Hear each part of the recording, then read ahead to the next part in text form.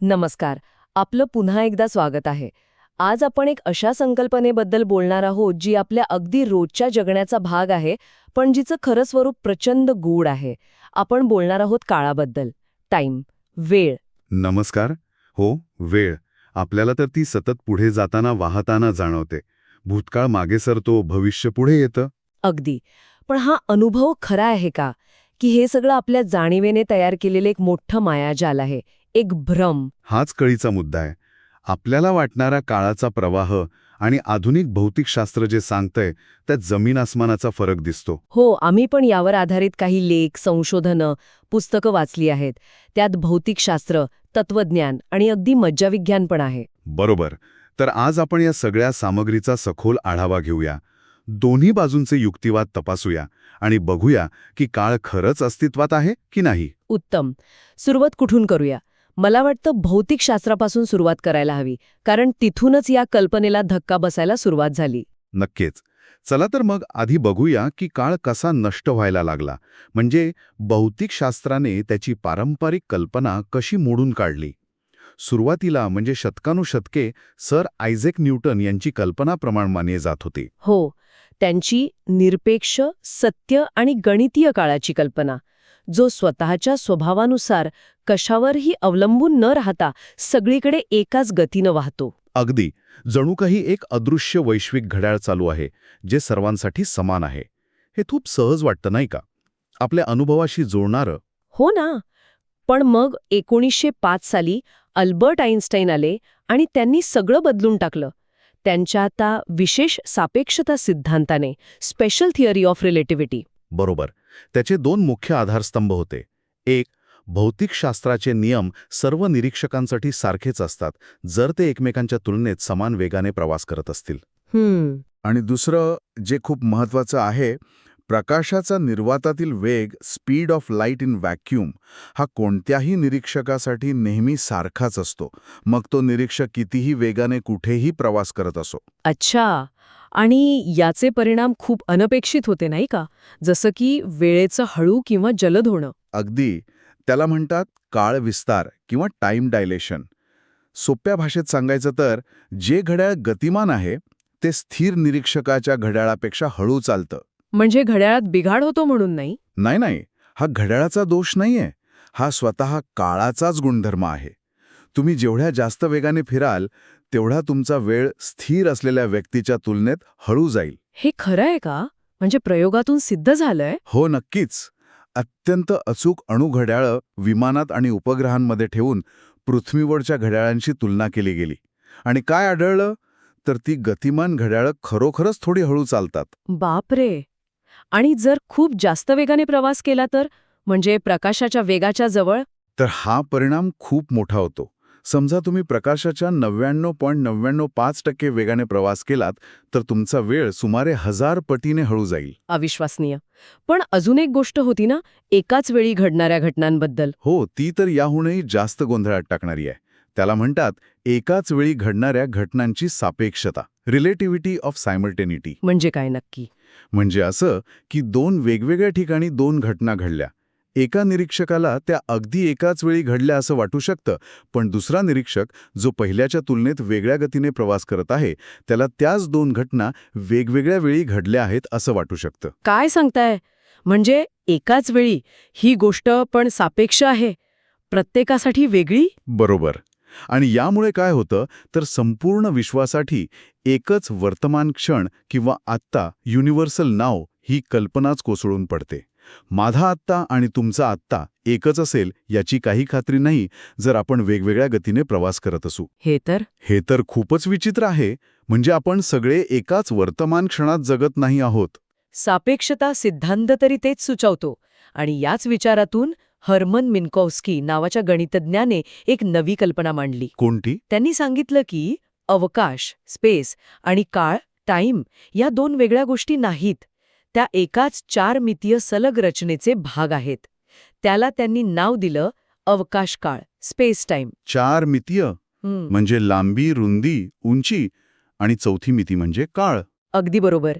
मिन्कोव्स्की म्हणाले होते की यापुढे अवकाश स्वतःहून आणि काळ स्वतःहून केवळ सावल्या बनून राहतील.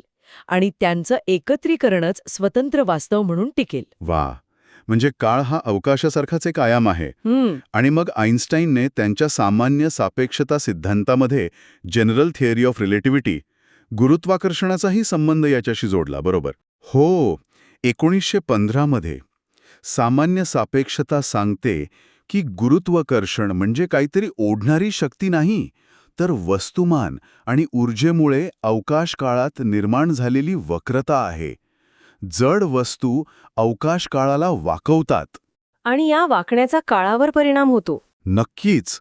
त्याला म्हणतात गुरुत्वाकर्षणामुळे होणारा काळविस्तार, ग्रॅव्हिटेशनल टाइम डायलेशन. जिथे गुरुत्वाकर्षण जास्त तीव्र असेल तिथे वेळ हळू चालतो.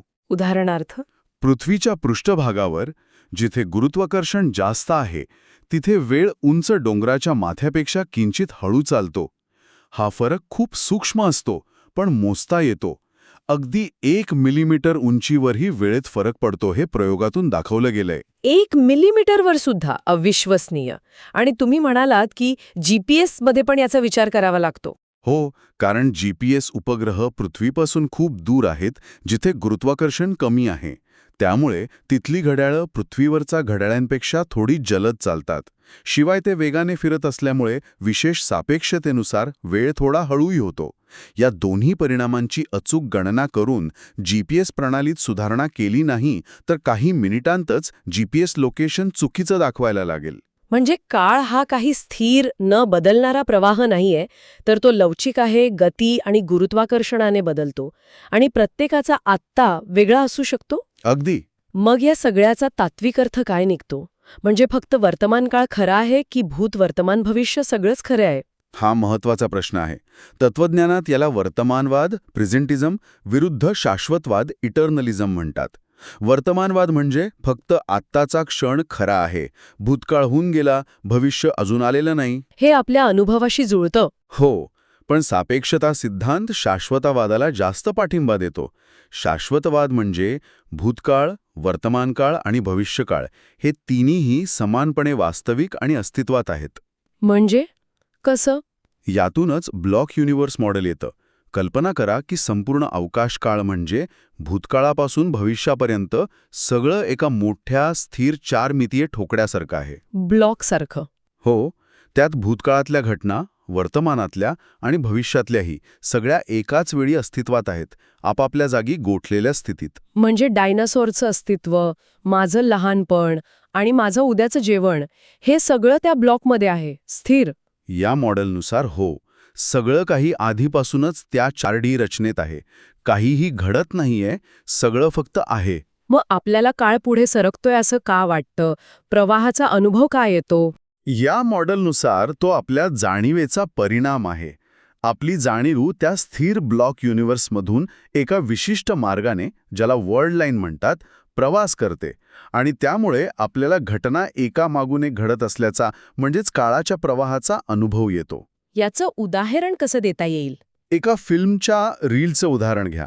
रीलवर सगळी चित्र फ्रेम्स आधीपासूनच स्थिर आहेत, पण जेव्हा आपण प्रोजेक्टरमधून ती रील चालवतो तेव्हा आपल्याला पडद्यावर हालचाल आणि कथेचा प्रवाह दिसतो. ब्लॉक युनिव्हर्स हे त्या रीलसारखं आहे आणि आपली जाणीव त्या प्रोजेक्टरच्या प्रकाशासारखी, जी एका वेळी एका फ्रेमवर लक्ष केंद्रित करते. म्हणजे भौतिकशास्त्राचा या दृष्टिकोनातून काळाचा प्रवाह हा एक मोठा भ्रम आहे? बरोबर. सापेक्षता सिद्धांत तरी किमान हेच सुचवतो की काळ हा वाहणारा नाही, तर तो अस्तित्वाचा एक स्थिर आयाम आहे. हे सगळं ऐकूनच डोकं गरगरायला लागलंय. पण कथा इथेच संपत नाही का? क्वांटम मेकॅनिक्स आल्यावर काय झालं? तिथे गोष्टी अजूनच गुंतागुंतीच्या झाल्या, कारण आपल्याकडे 2 खूप यशस्वी सिद्धांत आहेत. सापेक्षता, जे मोठ्या वस्तू, गुरुत्वाकर्षण आणि अवकाश काळाचं वर्णन करतं, आणि क्वांटम मेकॅनिक्स, जे अणू आणि त्याहून लहान कणांच्या जगाचं वर्णन करतं. पण हे दोन्ही सिद्धांत एकमेकांशी जुळत नाहीत, खास करून जेव्हा खूप जास्त गुरुत्वाकर्षण आणि खूप लहान जागा एकत्र येतात, जसे की कृष्णविवराच्या मध्यभागी किंवा अगदी बिग बँगच्या वेळी. ह्या दोन्हींना एकत्र आणण्याच्या प्रयत्नाला म्हणतात क्वांटम गुरुत्वाकर्षण. Quantum gravity. आणि त्यात काळाचं काय झालं? तिथेच खरी अडचण सुरू झाली. क्वांटम गुरुत्वाकर्षणाचा एक महत्त्वाचा प्रयत्न म्हणजे जॉन व्हीलर आणि ब्राइस डेव्हिड यांनी मांडलेले एक समीकरण, ज्याला व्हीलर-डेव्हिड समीकरण म्हणतात. हे समीकरण संपूर्ण विश्वालाच एक क्वांटम प्रणाली मानून त्याचं वर्णन करायचा प्रयत्न करतं. अच्छा, आणि त्यात काय आहे विशेष? विशेष आणि धक्कादायक गोष्ट ही आहे की या समीकरणात विश्वाच्या स्थितीचं, ज्याला वेव्ह फंक्शन म्हणतात, वर्णन करताना वेळ, टाईम म्हणजे टी हे अक्षर येतच नाही. काय? समीकरणात वेळच नाही म्हणजे काय अर्थ झाला याचा? याचा अर्थ असा की या समीकरणात विश्वाचं क्वांटम वेव्ह फंक्शन वेळेनुसार बदलतच नाही. ते स्थिर आहे, कालातीत आहे. हीच क्वांटम गुरुत्वाकर्षणातील काळाची समस्या, प्रॉब्लेम ऑफ टाईम म्हणून ओळखली जाते. म्हणजे आधी सापेक्षतेने काळाचा प्रवाह आणि सार्वत्रिकता नाकारली, त्याला फक्त एक मिती बनवलं, आणि आता क्वांटम गुरुत्वाकर्षण तर त्याचं मूलभूत अस्तित्वच पुसून टाकायच्या मार्गावर आहे. अगदी. हे फक्त गुणधर्म नाकारणं नाही, हे तर त्याचं सत्ताशास्त्रीय अस्तित्वच धोक्यात आणते. मग जर मूलभूत पातळीवर वेळ नसेलच, तर तो येतो कुठून? आपल्याला तर स्पष्ट जाणवतो. यावर एक कल्पना अशी आहे की काळ हा मूलभूत नसून तो एक उदयोन्मुख गुणधर्म आहे. एमर्जंट. म्हणजे जसं की एखाद्या भांड्यातल्या पाण्याची वाफ. पाण्याची वाफ ही मूलभूत गोष्ट नाही. मूलभूत आहेत पाण्याचे अनेक रेणू, H2O मॉलिक्युल्स. पण जेव्हा ते एकत्र येतात आणि त्यांची सरासरी गती वाढते, तेव्हा आपल्याला तापमान किंवा वाफ हे गुणधर्म जाणवतात. ते त्या एकत्रित प्रणालीतून उदय पावतात. अच्छा, तसंच काळाचं आहे. हो, काही शास्त्रज्ञांच्या मते मूलभूत वास्तव हे कालातीत असू शकतं. पण जेव्हा अनेक क्वांटम घटक एकत्र येतात आणि त्यांच्यात गुंतागुंत, एन्टँगलमेंट निर्माण होते, तेव्हा स्थूल पातळीवर, मॅक्रोस्कोपिक लेव्हलला आपल्याला काळ आणि त्याचा प्रवाह जाणवायला लागतो. यावर जुलियन बार्बर नावाच्या भौतिकशास्त्रज्ञांनी पण काही मांडलंय ना. दी एंड ऑफ टाईम नावाचं पुस्तक आहे त्यांचं. बरोबर. जुलियन बार्बर तर म्हणतात की काळ हा अजिबातच अस्तित्वात नाही. त्यांच्या मते विश्व म्हणजे प्लॅटोनिया नावाच्या एका अमूर्त जागेत अस्तित्वात असलेल्या सर्व संभाव्य स्थिर आत्ता क्षणांचा संग्रह आहे. स्थिर आत्ता क्षण म्हणजे काय? म्हणजे विश्वाच्या संभाव्य रचना, कॉन्फिग्युरेशन्स. भूतकाळ, वर्तमान, भविष्य असं काही नाही. फक्त अगणित भिन्न भिन्न स्थिर आत्ताचे क्षण आहेत, जे सगळे एकाच वेळी अस्तित्वात आहेत. मग आपल्याला बदल आणि प्रवाह कसा जाणवतो? बार्बर म्हणतात की हा भ्रम आहे. आपल्याला बदल जाणवतो कारण आपण एका आत्ता क्षणातून दुसऱ्या आत्ता क्षणाकडे जात नाही, तर ते सगळे भिन्न आत्ता क्षण एकाच वेळी आहेत. प्रवाहाचा आणि इतिहासाचा भास होतो कारण काही आत्ता क्षणांमध्ये भूतकाळाच्या खुणा किंवा नोंदी असतात. त्यांना ते टाईम कॅप्स्युल्स म्हणतात. टाईम कॅप्स्यूल उदाहरणासह सांगाल का? जसं की जीवाश्म, फॉसिल्स. जीवाश्म हे आत्ताच्या क्षणी सापडलेले एक दगड आहे, पण त्याची रचना भूतकाळातल्या जीवाचं अस्तित्व दर्शवते. तसंच आपल्या आठवण ही आपल्या मेंदूतली आत्ताची एक न्यूरल रचना आहे, पण ती भूतकाळातल्या घटनेची नोंद ठेवते. बार्बर म्हणतात की आपला मेंदू अशा टाईम कॅप्स्यूलचा अर्थ लावून भूतकाळाचा आणि प्रवाहाचा भ्रम निर्माण करतो. अरे देवा, म्हणजे काळ नाहीच, फक्त स्थिर आत्ता क्षण. बार्बर यांच्या मते तरी हो. हे खूपच मूलगामी विचार आहेत. पण एक मिनिट, जर विश्व खरंच स्थिर आणि कालातीत असेल, मग आपल्याला अगदी स्पष्टपणे काळ एकाच दिशेने वाहतोय असं का वाटतं? म्हणजे भूतकाळ आठवतो, भविष्य नाही.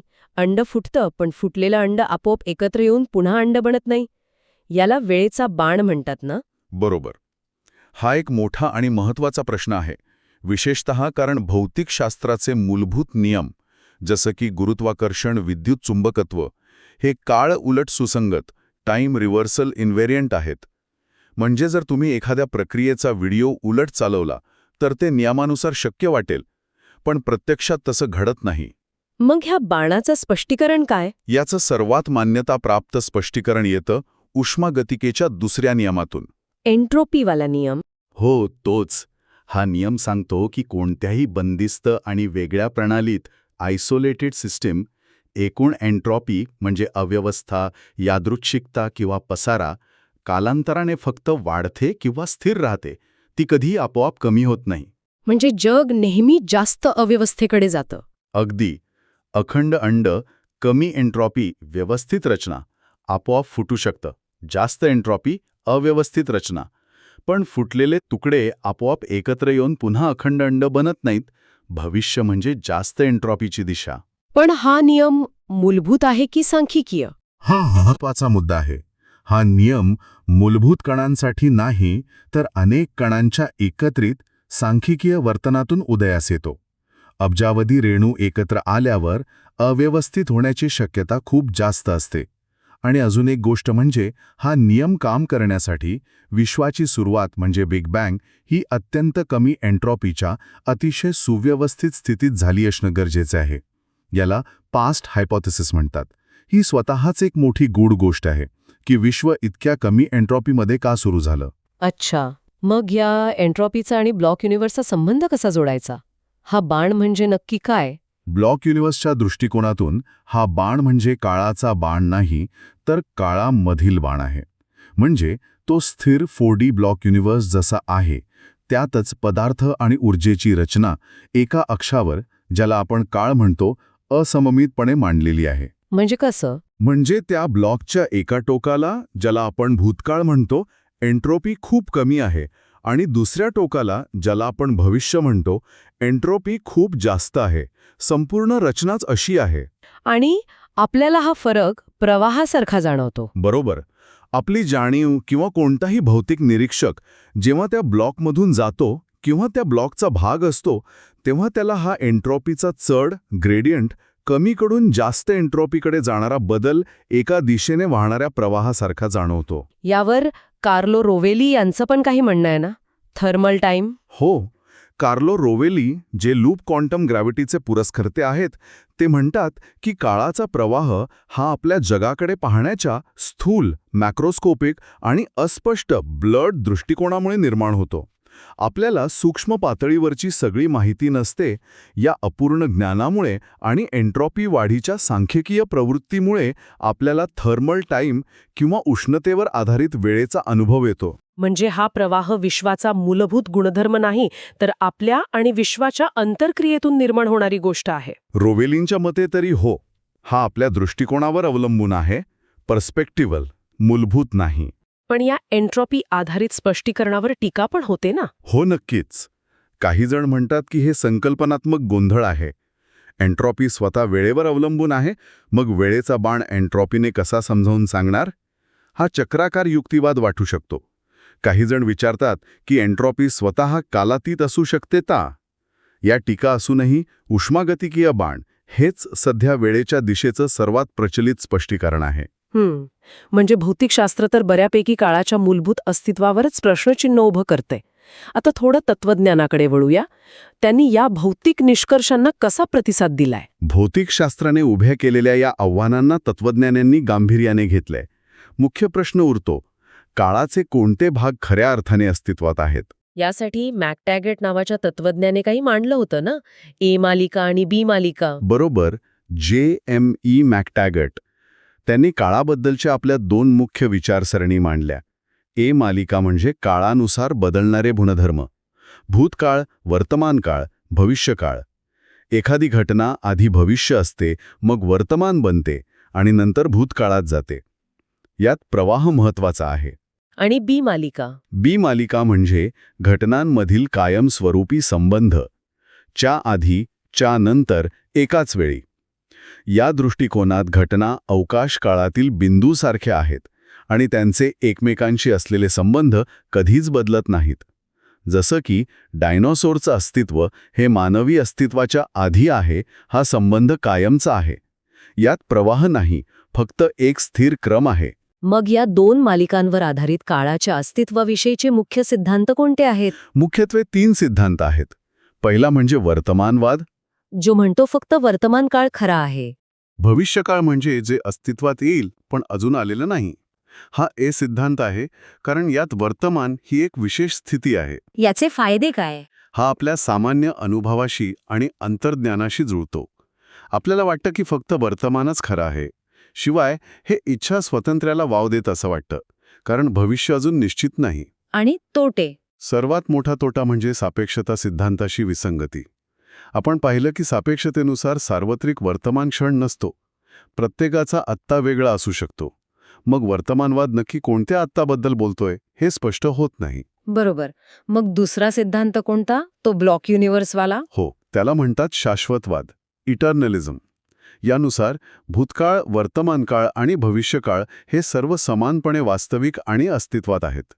जणू काही ते एका 4 मितीय ब्लॉक युनिव्हर्समध्ये पसरलेले आहेत. हे संबंध महत्वाचे आहेत, पण कोणताच क्षण विशेष वर्तमान नाही. बरोबर.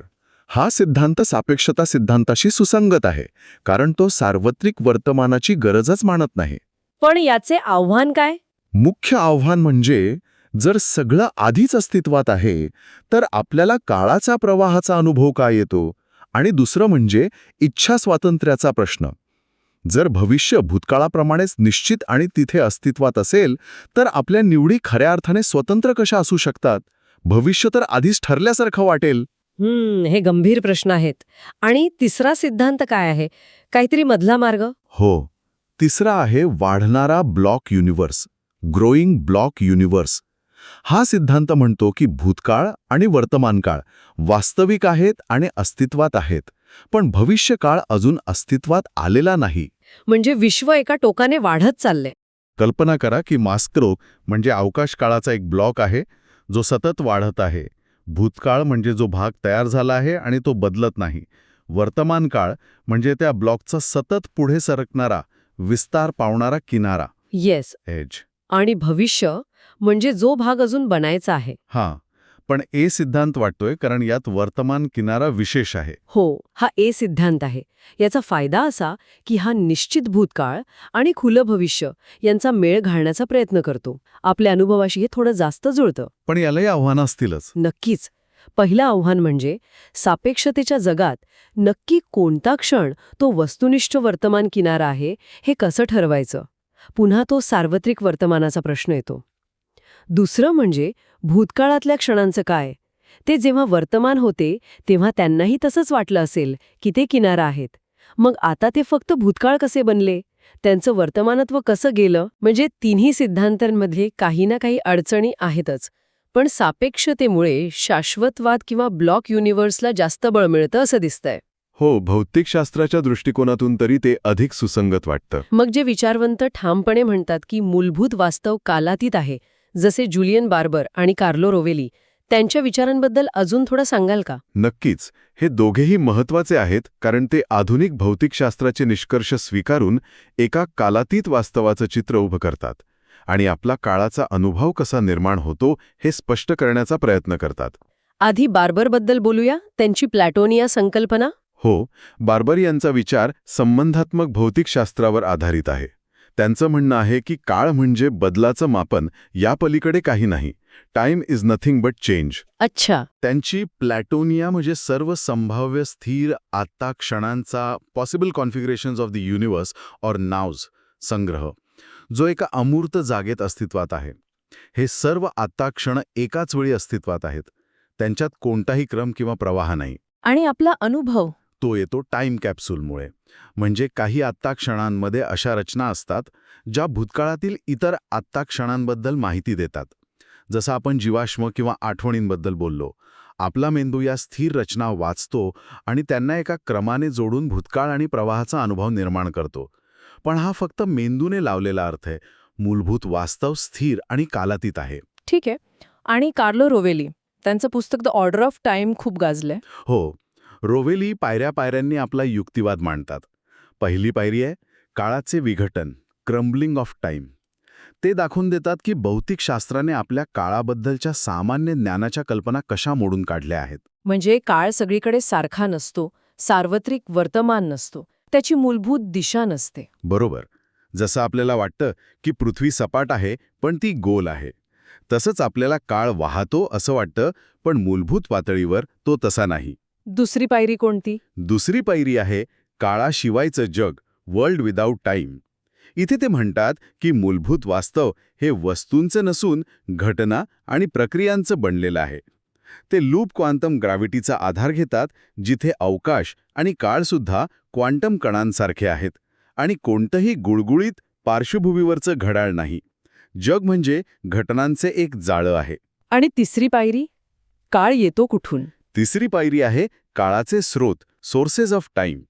इथे ते स्पष्ट करतात की आपल्याला काळ का आणि कसा अनुभवतो. त्यांचं मुख्य उत्तर आहे उष्मागतिकी आणि एन्ट्रॉपी.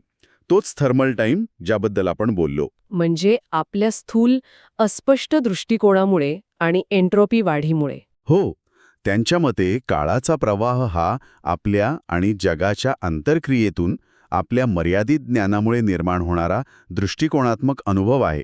तो विश्वाचा मूलभूत गुणधर्म नाही. म्हणजे बार्बर आणि रोवेली जरी त्यांचे मार्ग थोडे वेगळे असले, बार्बर अभिजात भौतिकशास्त्रावर जास्त भर देतात, रोवेली क्वांटम गुरुत्वाकर्षणावर, तरी ते दोघेही एकाच निष्कर्षावर पोहोचतात की मूलभूत वास्तव कालातीत आहे आणि आपला काळाचा अनुभव हा उदयोन्मुख किंवा दृष्टिकोनात्मक आहे. अगदी बरोबर. हे दोघेही आधुनिक भौतिकशास्त्राचा निष्कर्ष अत्यंत गांभीर्याने घेतात आणि त्यातून एका क्रांतिकारी निष्कर्षापर्यंत पोहोचतात. हे सगळं ऐकणं खूप रंजक आहे, पण तितकंच गोंधळात टाकणारं पण आहे. कारण माझा अनुभव तर अगदी उलट आहे. मला तर वेळ स्पष्टपणे पुढे सरकताना जाणवतोय. जर बाहेरच्या जगात हा प्रवाह नसेल, तर माझा मेंदू तो नेमका कसा तयार करतो? आता आपण आपल्या आत डोकावून बघूया का? नक्कीच. हा चर्चेचा तिसरा आणि अत्यंत महत्त्वाचा भाग आहे. मज्जाविज्ञान आणि जाणीव. काळाच्या जाणीवेला क्रोनोसेप्शन म्हणतात. तर मेंदू वेळ कसा मोजतो? त्याच्याकडे एखादं खास घड्याळ आहे का? तसं एकच घड्याळ केंद्र नाहीये. वेळेची जाणीव ही मेंदूच्या अनेक भागांमध्ये विभागलेली प्रक्रिया आहे. प्रीफ्रंटल कॉर्टेक्स, नियोजन आणि निर्णय क्षमता, सेरिबिलम, हालचाल आणि वेळ, बेसल गँग्लिया, सवयी आणि वेळ, हे सगळे भाग यात सामील आहेत.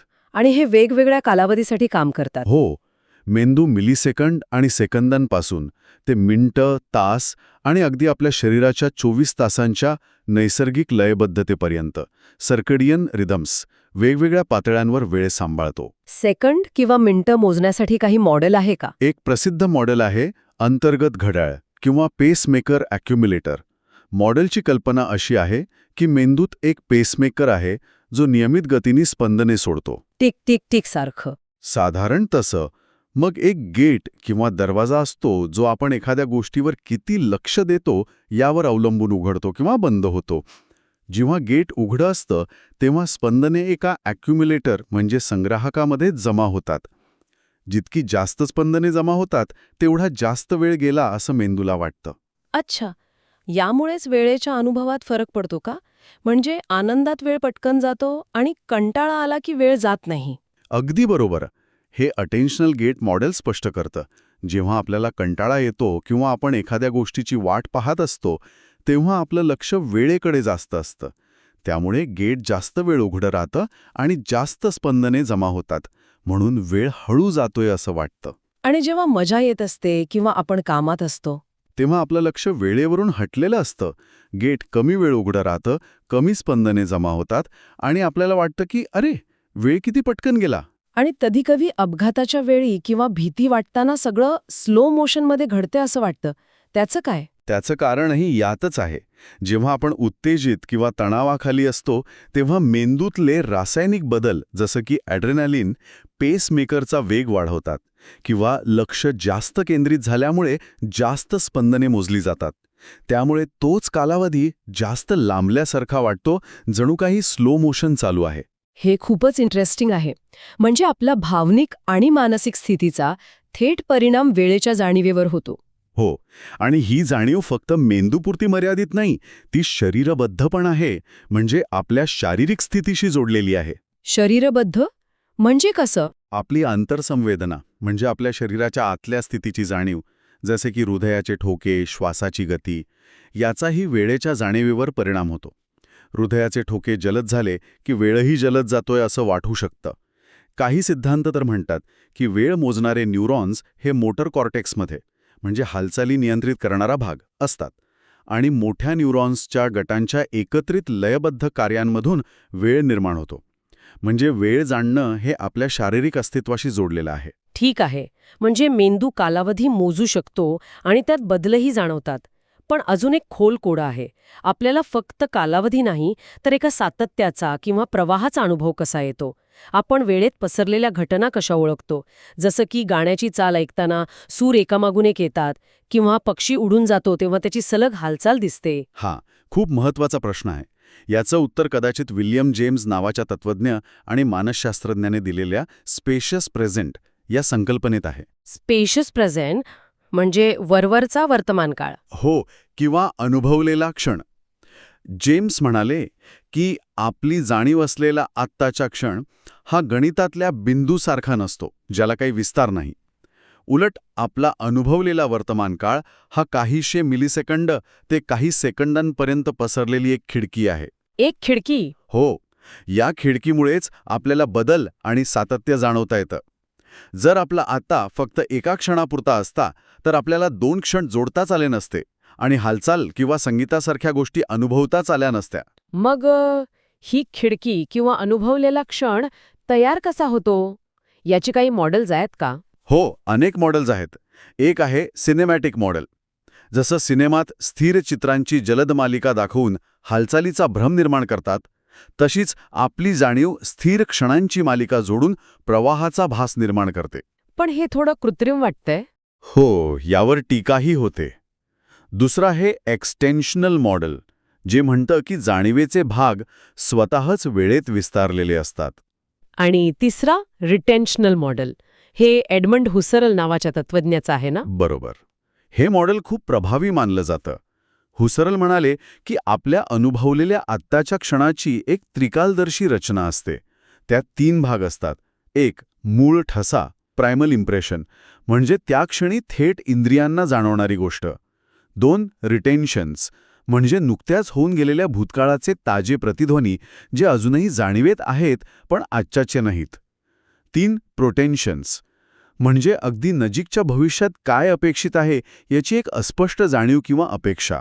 याचं उदाहरण देऊन सांगाल का? समजा तुम्ही गाणं ऐकत आहात. आत्ता जो सूर ऐकू येतोय तो झाला मूळ ठसा, पण त्याच वेळी तुम्हाला नुकताच वाजलेला मागचा सूरही आठवतोय. रिटेन्शन. आणि पुढे कोणता सूर येऊ शकतो याची तुम्हाला एक अपेक्षा आहे. प्रोटेन्शन. हे तिन्ही मिळून तुम्हाला त्या गाण्याच्या चालीचा, त्याच्या प्रवाहाचा सलग अनुभव देतात.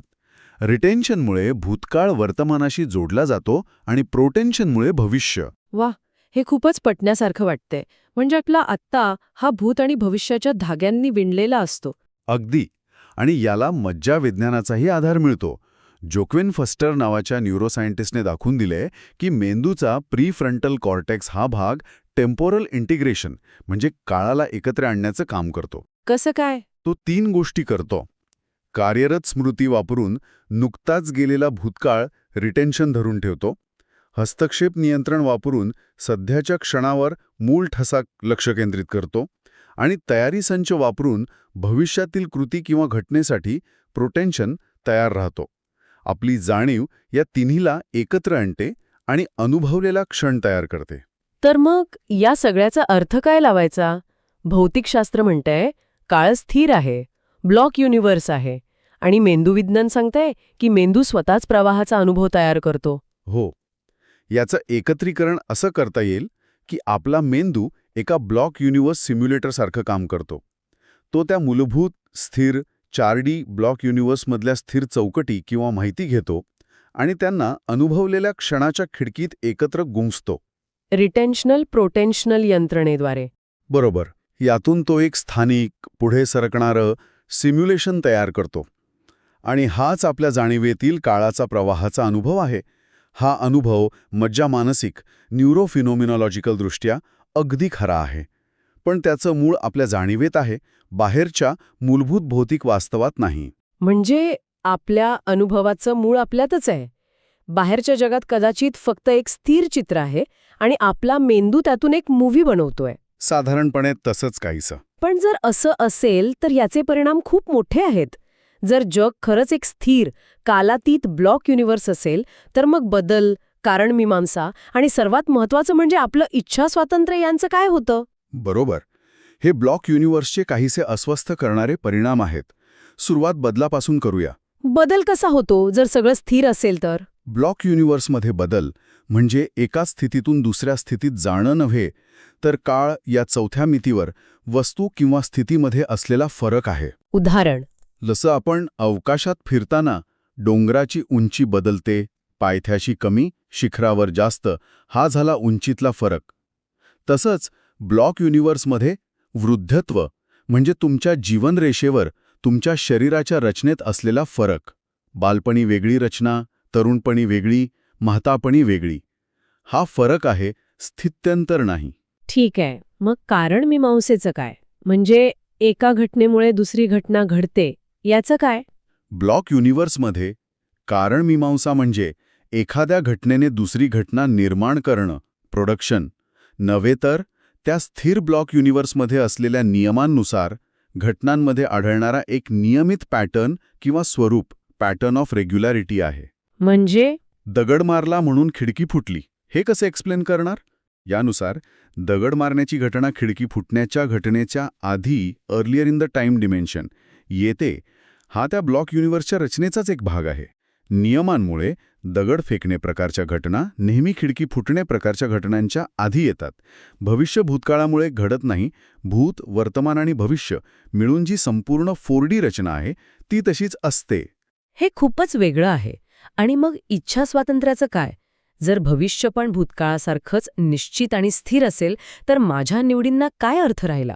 असं वाटेल की मी फक्त एका ठरलेल्या स्क्रिप्टनुसार अभिनय करतोय. हा सर्वात मोठा तात्विक आणि भावनिक अडथळा आहे ब्लॉक युनिव्हर्स स्वीकारण्यात. जर माझं भविष्य आधीच लिहिलेलं असेल तर माझ्या प्रयत्नांना, माझ्या नैतिक जबाबदारीला काय अर्थ उरतो? यावर काही उत्तर आहे का? की ब्लॉक युनिव्हर्स म्हणजे इच्छा स्वातंत्र्याचा अंत? काही विचारवंत यातून मार्ग काढायचा प्रयत्न करतात. उदाहरणार्थ जेनान इस्माईल सारखे तत्वज्ञ हस्तक्षेपात्मक कारणमीमांसेचा दृष्टिकोन मांडतात. म्हणजे काय? त्या म्हणतात की कारणमीमांसा आणि निवड यांचं कार्य म्हणजे जगात हस्तक्षेप करणं.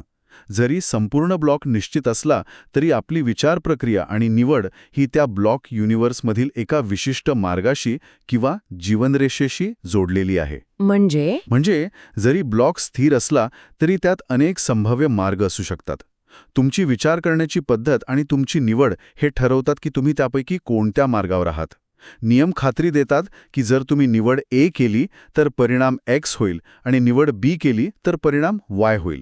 तुमचं स्वातंत्र्य ब्लॉक बदलण्याचं नाही, पण त्या ब्लॉकमध्ये तुमचा स्वतःचा मार्ग जो तुमच्या निवडींशी सुसंगत आहे, लिहिण्याचं किंवा असण्याचं आहे. हे की नाही यावर खूप मतभेद आहेत. हे नक्कीच विचार करायला लावणार आहे. पण आता आपण या काळ भ्रम आहे किंवा विश्व कालातीत आहे या विचारांवरील टीका बघूया. सगळेच जण हे मान्य करत नसणार. नक्कीच नाही. यावर अनेक आक्षेप घेतले जातात. पहिला आणि सर्वात स्वाभाविक आक्षेप म्हणजे सामान्य ज्ञानाचा. म्हणजे आपल्याला तर स्पष्ट प्रवाह जाणवतो, त्याला भ्रम कसं म्हणायचं? बरोबर. काळाचा प्रवाह, बदलाची जाणीव, भूतकाळ आणि भविष्यातला फरक हा आपल्या अनुभवाचा इतका अविभाज्य भाग आहे की त्याला केवळ भ्रम म्हणून नाकारणं खूप असमाधानकारक वाटतं. दुसरी टीका कोणती आहे? दुसरी टीका मज्जाविज्ञान आणि उत्क्रांती जीवशास्त्राच्या दृष्टिकोनातून येते. आपला मेंदू हा जगात टिकून राहण्यासाठी आणि यशस्वीपणे वावरण्यासाठी विकसित झाला आहे. मग वेळेचा अचूक अनुभव, बदल ओळखण्याची क्षमता, भूतकाळापासून शिकणं आणि भविष्यासाठी नियोजन करणं हे सगळं जगण्यासाठी अत्यंत महत्त्वाचं आहे. मग उत्क्रांतीने कारणमीमांसा आणि बदलाच्या बाबतीत इतका मोठा आणि दिशाभूल करणारा भ्रम काय निर्माण करावा? हे उत्क्रांतीच्या तत्वांशी जुळत नाही असं काही जण म्हणतात. कदाचित भौतिक शास्त्रज्ञच काळाला अवकाशासारखं बघण्याच्या नादात दिशाभूल होत आहेत. पण एक महत्वाचा मुद्दा आहे. अजून काही टीका आहेत का? हो, तात्विक आणि भौतिक टीका पण आहेत.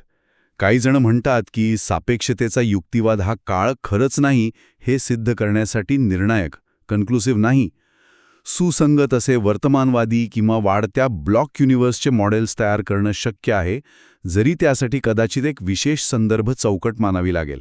म्हणजे सापेक्षता ब्लॉक युनिव्हर्सला अनिवार्य करत नाही. तसं काही तत्त्वज्ञांचं आणि भौतिक शास्त्रज्ञांचं म्हणणं आहे.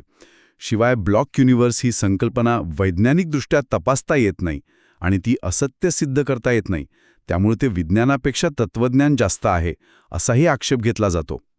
पर्यायी मॉडेल्स शक्य आहेत हे दाखवून देतं की ब्लॉक युनिव्हर्स हा एकमेव संभाव्य दृष्टिकोन नाही. म्हणजे या कालातीत दृष्टिकोनाला आव्हानं आहेत. कोणी असा विचारवंत आहे का जो अगदी उलट म्हणतो की नाही, काळ हाच खरा आणि मूलभूत आहे आणि भौतिक शास्त्राने चूक केलीये? हो, आहेत. आणि त्यातलं एक महत्त्वाचं नाव म्हणजे ली स्मोलिन. त्यांनी टाइम रिबॉर्न नावाचं पुस्तक लिहिलंय, ज्यात ते जोरदारपणे युक्तिवाद करतात की काळ हा वास्तविक आणि कदाचित विश्वातील सर्वात मूलभूत गोष्ट आहे. टाइम रिबॉर्न म्हणजे पुनर्जन्मित वेळ. ते काय म्हणतात नक्की? स्मोलिन म्हणतात की भौतिकशास्त्राने गेल्या काही शतकांमध्ये एक मोठी पद्धतीशास्त्रीय चूक केली आहे. कोणती चूक? तर त्यांनी विश्वाचं वर्णन करण्यासाठी जी कालातीत गणितीय मॉडेल्स वापरली त्यांनाच वास्तव समजायला सुरुवात केली. म्हणजे गणितालाच वास्तव समजलं. हो, सैद्धांतिक सुलभतेसाठी आणि गणिताच्या सोपेपणासाठी त्यांनी समीकरणांमधून काळाला वगळलं किंवा त्याला फक्त एक भूमितीय मिती बनवलं. स्मोलिन म्हणतात की हे चुकीचं आहे. आपण विश्वाच्या बाहेरून एका त्रयस्थ भूमिकेतून गॉड्स आय व्ह्यू सिद्धांत मांडू शकत नाही. आपण विश्वातील निरीक्षक आहोत. आणि विश्वातील निरीक्षकासाठी काळ महत्वाचा असतो. अगदी. स्मोलिन म्हणतात की विश्वातील निरीक्षकासाठी काळाचा प्रवाह आणि बदल हाच सर्वात मूलभूत अनुभव आहे. त्यामुळे आपले सिद्धांत हे या बदलणाऱ्या वास्तवाचं वर्णन करणारे असायला हवेत, कालातीत गणितीय वस्तूंचे नाही. पण मग ती सापेक्षता आणि क्वांटम मेकॅनिक्सच्या निष्कर्षांचं काय करतात? स्मोलिन म्हणतात की त्या सिद्धांतांचे अर्थ लावताना चूक झाली आहे आणि ते एक अत्यंत क्रांतिकारी धाडसी गृहीतक मांडतात. कोणतं? ती म्हणतात की कदाचित भौतिकशास्त्राचे नियम्स, लॉज ऑफ फिजिक्स स्वतःच कालातीत इटर्नल नाहीत, तर ते काळानुसार बदलतात किंवा उत्क्रांत होतात. काय? नियमच बदलतात? हो, जर नियमच काळानुसार बदलू शकत असतील तर याचा अर्थ काळ हा त्या नियमांपेक्षाही अधिक मूलभूत असला पाहिजे, कारण नियम बदलायला सुद्धा काळ लागतो. बापरे, याचे परिणाम काय होतील? याचे परिणाम खूप मोठे असतील. जर नियम बदलत असतील तर क्वांटम गुरुत्वाकर्षणाचं कोडं, विश्वातील स्थिरांकांची गुणमूल्य, बिग बँगचं स्वरूप यांसारख्या अनेक मोठ्या समस्यांवर नवीन प्रकाश पडू शकतो. आणि भविष्याचं काय? भविष्य खऱ्या अर्थाने खुले आणि अनिश्चित बनेल. नवीन आणि अनपेक्षित गोष्टी खऱ्या अर्थाने घडू शकतील, कारण नियम स्वतःच बदलू शकतात. आपल्या निवडी आणि कृतींना खरा अर्थ प्राप्त होईल, कारण त्या भविष्याला आकार देऊ शकतील. म्हणजे स्मोलिन हे ब्लॉक युनिव्हर्सच्या अगदी विरुद्ध बाजू मांडत आहेत. अगदी. हा एक मूलभूत मतभेद आहे. भौतिकशास्त्र काय शोधत आहे? कालातीत, गणितीय, स्थिर अस्तित्व की विश्वाच्या आतून दिसणाऱ्या, सतत बदलणाऱ्या वास्तवाचं म्हणजे प्रक्रियेचं वर्णन करत आहे. स्मोलिन म्हणतात की आपण प्रक्रियेवर लक्ष केंद्रित करायला हवं. हा वाद सिर्फ काळाबद्दल नाही तर विज्ञानाच्या ध्येयांबद्दल आणि पद्धतींबद्दल खोल प्रश्न उभे करतो. खरंच यामुळे खूप विचार करायला वाव मिळतो. म्हणजे आपण एका टोकाला ब्लॉक युनिव्हर्स बघितला जिथे काळ स्थिर आहे, आणि दुसऱ्या टोकाला स्मोलिन जे म्हणतात काळच मूलभूत आहे आणि नियम बदलतात. तर या सगळ्या प्रवासाचा आपण आता शेवटच्या टप्प्यात आलो आहोत. आपण सुरुवात केली होती आपल्या मानसिक घड्याळाच्या प्रवाहाच्या अनुभवाच्या आणि भौतिकशास्त्राच्या घड्याळाच्या, जे स्थिर किंवा अस्तित्वातच नाही, विरोधाभासातून.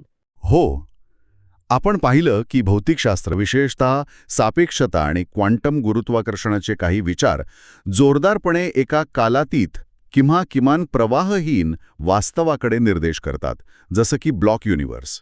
आणि मग आपण पाहिलं की आपला मेंदू आणि जाणीव हे प्रवाहाचा अनुभव कसा निर्माण करतात. स्पेशस प्रेझेंट, रिटेन्शन प्रोटेन्शन, मेंदूचं सिम्युलेशन. बरोबर. त्यामुळे काळ हा भ्रम आहे असं म्हणताना त्यातली सूक्ष्मता लक्षात घ्यायला हवी. हा काहीतरी चुकीचं दिसण्यासारखा साधा भ्रम नाही.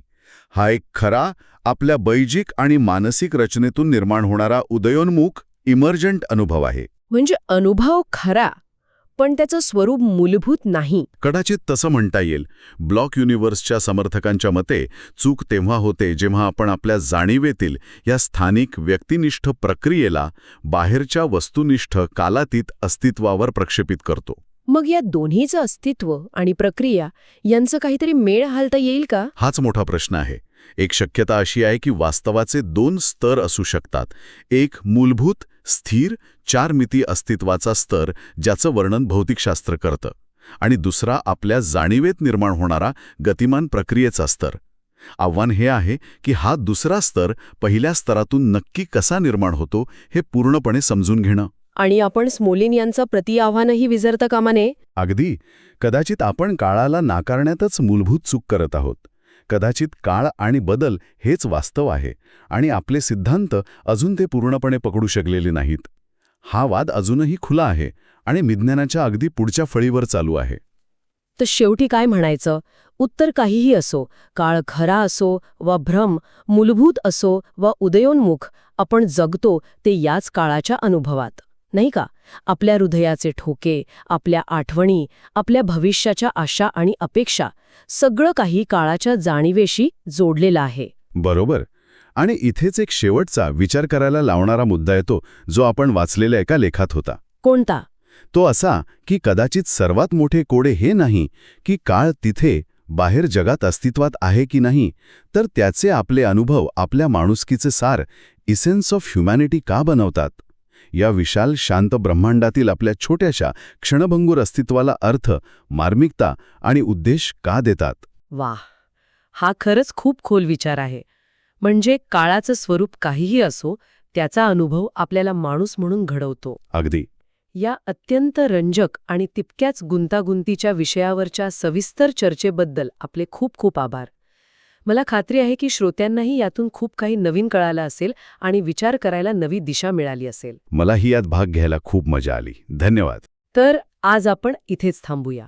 पुन्हा भेटूया पुढच्या वेळी एका नवीन विषयासह. तोपर्यंत विचार करत रहा.